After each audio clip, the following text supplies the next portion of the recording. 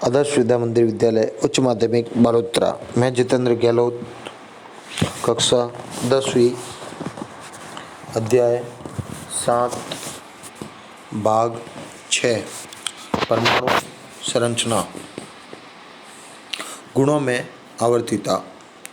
Mendeleev की आवर्त सारणी के अनुसार आधार पर तत्वों के कई भौतिक तथा रासायनिक गुणों को स्पष्ट किया गया, जहां हमने ये देखा कि किसी भी आवर्त सारणी में जब एक वर्ग में ऊपर से नीचे या एक ही आवर्त में जब बाएं से दाएं जाते हैं तो तत्वों के भौतिक तथा रासायनिक गुणों में एक ही प्रकार की समानताएं अर्थात बढ़ना या घटना या एक ही निश्चित प्रकार का क्रम दिखाई देता है।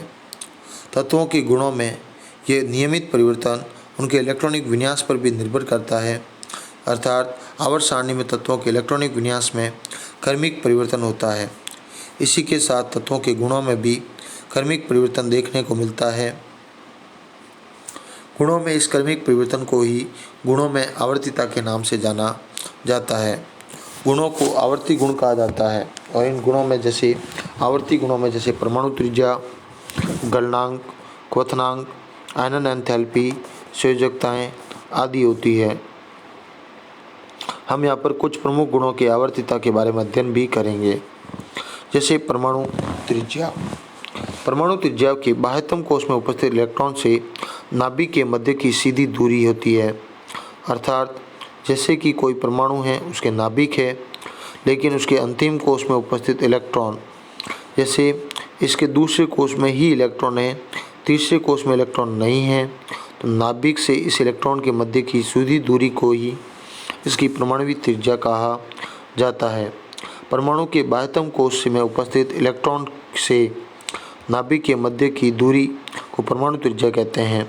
ये बहुत ही छोटी इकाई होती है और एक ही आवर्त में बाएं से दाएं जाने पर परमाणु क्रमांक बढ़ता है, अतः नाभिक में प्रोटॉन की संख्या भी बढ़ती है।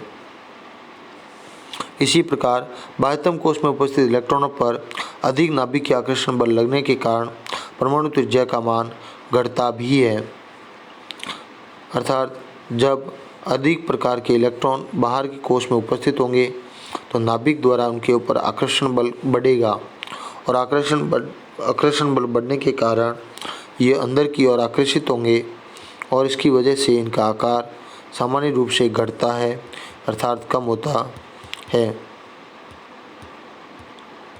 परमाणु के बाह्यतम कोश में इलेक्ट्रॉन पर नाभिक के द्वारा जो आकर्षण महसूस किया जाता है उसे प्रभावी नाभिक के आवेश कहा जाता है, अर्थात नाभिक तो बीच में होगी पर उसके अंतिम से अंतिम इलेक्ट्रॉन तक जब नाभिक उसे अपनी ओर खींचेगी, आकर्षित करेगी, तो उसके द्वारा उसके ऊपर कितना बल लगता है उसे प्रभावी नाभिक के आवेश के नाम से जाना जाता है।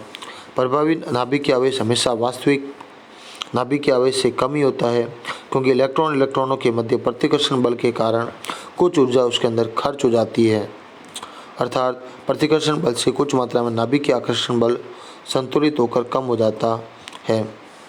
वहीं प्रभावी नाभिक के आवेश सदैव महत्वपूर्ण होते हैं, जिससे आवर्त सारणी में गुणों की आवर्तिता प्रभावित हो सके। एक ही आवर्त में बाएं से दाएं जाने पर प्रभावी नाभिक के आवेश का मान बढ़ता है तथा वर्ग में ऊपर से नीचे जाने पर इसका मान घटता है तथा एक ही वर्ग में ऊपर से नीचे जाने पर परमाणु क्रमांक बढ़ता है, अतः कोशों की संख्या बढ़ती है, अतः प्रभावी नाभिक के आवेश का मान कम होता जाएगा, क्योंकि परमाणु त्रिज्या का मान बढ़ता जाएगा। अर्थात एक परमाणु के अंतिम कोश में जब नाभिक से दूरी बढ़ेगी तो किसी भी परमाणु को अपनी ओर आकर्षित करने की क्षमता घटती है। तो इसलिए जब वो एक ही वर्ग में जाएगा तो इलेक्ट्रॉन के बीच में वो इलेक्ट्रॉनों को अधिक तेज़ी से खींचता है, इसलिए परमाणु त्रिज्या का मान घटता जाता है। वहीं जब ऊपर से नीचे जाते हैं तो पूरे के पूरे केवल कोश ही बदल जाते हैं, जैसे पहले खंड में 2 कोश, अगले में 2 और उससे अगले में 3 कोश हो जाएंगे। तो इस प्रकार ऊपर से नीचे जब आते हैं तो कोश का मान बढ़ने के कारण इसकी प्रभावी आकर्षण बल घट जाता है और त्रिज्या का मान बढ़ जाता है। इसका उदाहरण आप देख सकते हैं कि जैसे lithium, beryllium, boron, carbon, oxygen, यहाँ पे नाइट्रोजन लिखना है, भूल गलती से उसने ऑक्सीजन हो गया। जिनका परमाणु क्रमांक 3, 4, 5, 6, 7, 8, 9 है। लेकिन आप यदि देखेंगे तो आवर्त सारणी में बाएं से दाएं जाने पर इसका परमाणु क्रमांक तो बढ़ रहा है, पर परमाणु क्रमांक के साथ परमाणु त्रिज्या का मान घटता है, क्योंकि प्रभावी नाभिक के आवेश का मान बढ़ता है। इसी प्रकार आवर्त सारणी में जब ऊपर से नीचे आते हैं तो परमाणु क्रमांक का मान बढ़ता है, और परमाणु की क्रमांक के साथ साथ परमाणु की त्रिज्या का मान भी बढ़ता है। वहाँ उसके साथ साथ कोषों की संख्या भी बढ़ती है।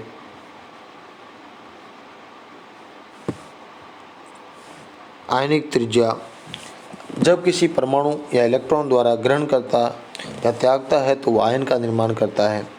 आयन की त्रिज्या को ही आयनिक त्रिज्या कहा जाता है। जैसे कि सोडियम के अंतिम कोष में एक इलेक्ट्रॉन उपस्थित था और उसने अपना अंतिम इलेक्ट्रॉन दान दे दिया या आपने छोड़ दिया, तो उसके अंदर एक इलेक्ट्रॉन मुक्त हो गया, और उस एक इलेक्ट्रॉन मुक्त होने के कारण उसके ऊपर एक धनायन आ जाता है। इस प्रकार पहले उसका इलेक्ट्रॉनिक विन्यास 2, 8 और 1 था, लेकिन अब उसका इलेक्ट्रॉनिक विन्यास 2 और 8 हो गया। परमाणु त्रिज्या सामान्यतः इसकी 186 पिकोमीटर थी, लेकिन जैसे इलेक्ट्रॉन दिया इसकी आयनिक त्रिज्या लगभग आधी 95 पिकोमीटर के आसपास हो गई। इस प्रकार धनायन की त्रिज्या अपने सामान्य उदासीन परमाणु से छोटी होती है। धनायन निर्माण में इलेक्ट्रॉन से निकलने के कारण परमाणु का बाह्यतम कोष पूर्ण रूप से समाप्त होता है, और इस कारण शेष इलेक्ट्रॉनों पर प्रभावी नाभिक आवेश भी बढ़ता है। अतः धनायन का आकार उदासीन परमाणु से छोटा होता है। वहीं इसके विपरीत किसी भी परमाणु द्वारा इलेक्ट्रॉन ग्रहण करने पर ऋणायन बनता है। जैसे कि क्लोरीन ने एक इलेक्ट्रॉन ग्रहण करते ही क्लोरीन का इलेक्ट्रॉनिक विन्यास 287, परमाणु त्रिज्या 99 पिकोमीटर, और इलेक्ट्रॉन ग्रहण करने के बाद उसकी आयनिक त्रिज्या 181 पिकोमीटर तक पहुंच जाती है। अर्थात ऋणायन बनने में बाह्यतम कोष में इलेक्ट्रॉनों की संख्या बढ़ती है, जिससे प्रभावी नाभिक के आवेश का मान घटता है। अतः ऋणायन का आकार हमेशा उदासीन परमाणु से बड़ा होता है, और धनायन का आकार उदासीन परमाणु से सदैव छोटा होता है। आयनन एंथैल्पी गैसीय अवस्था में किसी तत्व के एक उदासीन परमाणु से एक इलेक्ट्रॉन पृथक करने के लिए दी जाने वाली ऊर्जा आयनन एंथैल्पी या आयनन विभव कहलाती है। ये ऊर्जा किलो कैलोरी मोल या kilo joule mole electron volt mole में मापी जाती है। चूँकि इस ऊर्जा में दी जाती है, अतः इसका मान हमेशा धनायन के रूप में होता है। अर्थात एक इलेक्ट्रॉन खींचने के लिए इसको जितनी ऊर्जा देनी पड़ी उसे प्रथम आयनन ऊर्जा कहा जा सकता है, प्रथम आयनन एंथैल्पी कहेंगे। इस इलेक्ट्रॉन को मुक्त करने के बाद ये एक और इलेक्ट्रॉन देना चाहता है, बाहर छोड़ेगा, तो इसके लिए इसे और ऊर्जा देनी पड़ेगी, जिसे द्वितीय आयनन एंथैल्पी के नाम से जाना जाता है। अर्थात उदासीन परमाणु को ऊर्जा देने पर, अर्थात आयनन एंथैल्पी देने पर, वह धनायन का निर्माण करता है और इलेक्ट्रॉनों को त्यागता है। वहीं उदासीन परमाणु से प्रथम इलेक्ट्रॉन पृथक करने के लिए दी जाने वाली ऊर्जा प्रथम आयनन एंथैल्पी कहलाएगी। धनायन से एक और इलेक्ट्रॉन पृथक करने के लिए दी जाने वाली ऊर्जा द्वितीयक आयनन एंथैल्पी, तृतीय इलेक्ट्रॉन पृथक करने के लिए दी गई ऊर्जा तृतीयक आयनन एंथैल्पी कहलाएगी। वहीं प्रथम आयनन एंथैल्पी से द्वितीय आयनन एंथैल्पी और दूसरी से तीसरी आयनन एंथैल्पी अधिक होगी, क्योंकि जैसे जैसे इलेक्ट्रॉनों का संख्या घटती है तो प्रभावी नाभिक के आवेश का मान बढ़ता है। इसी प्रकार एक ही आवर्त में बाएं से दाएं जाने पर परमाणु आकार कम होने से एवं प्रभावी नाभिक के आवेश का मान बढ़ने से परमाणु से इलेक्ट्रॉन पृथक करना कठिन हो जाता है। अतः आयनन एंथैल्पी का मान बढ़ता जाता है।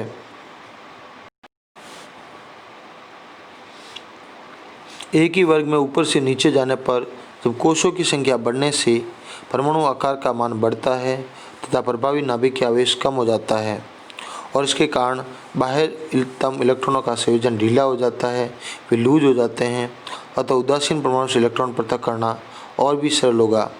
इस कारण वर्ग में ऊपर से नीचे आने पर तत्वों की आयनन एंथैल्पी का मान कम हो जाता है, अर्थात घट जाता है। धन्यवाद।